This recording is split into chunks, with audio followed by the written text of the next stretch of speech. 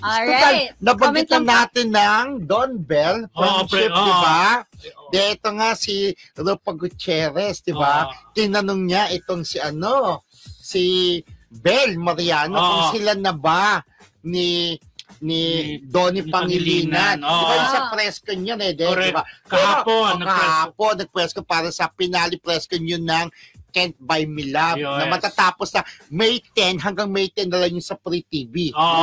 May 7 sa Netflix. Maunang magtatapos sa Netflix. So ito, pero ang sabi ni Rupa Gutierrez na isa sa cast ng Can't Buy Me Love, bago raw niya tinanong itong si Bel kung sila na ni Donnie, natanong niya na before pa sa look test nung Can't Buy Me Love.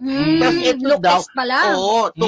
parang naniniwala kasi siya na magjowa na ang Don Bell. So tinanong niya sa look test, pero itong si nagulat, pero kilig-kiligan daw at naggigil itong si Bel Mariano. Pero si Rupa Gutierrez din, kinilig-kilig din daw. Ay, may naramdaman siyang something. Baka feeling niya, ay, kinilig to. Ibig sabihin, may something sa Don Bell, di ba?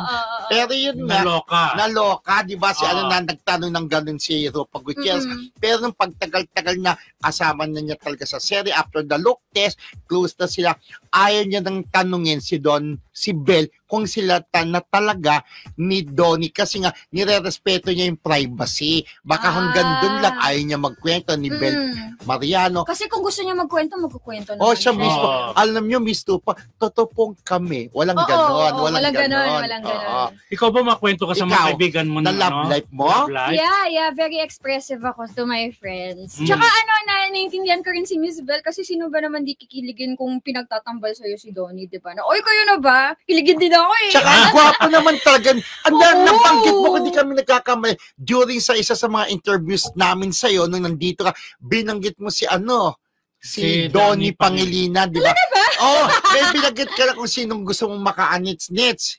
Nabanggit mo yun, di ba? Basta pogi. What's the nits-nits? I'm a chorban to the max, di ba? Nabanggit mo siya. Pero like sabi ni Miss Rufa, respetuhin natin yung privacy ng dalawa. Correct. Tama naman. Lalabas yan kung ready na sila. Pero ikaw ba naniniwala magjowa na yung dalawa? I'm not sure. I'm